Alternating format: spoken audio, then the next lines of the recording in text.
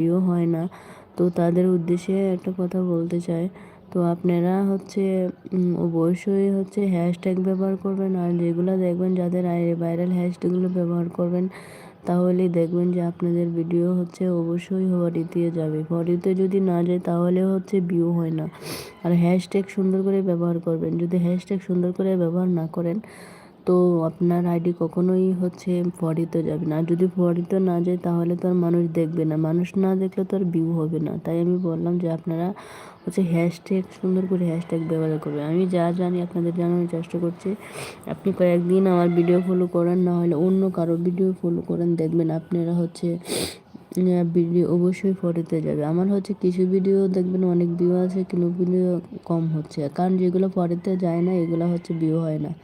তো যেগুলো অডিয়েন্সদের ভালো লাগে তো তারা ওইগুলো দেখে, আর যেগুলো ভালো না লাগে তারা এগুলো তো দেখে না আর ফরিতেও যায় না।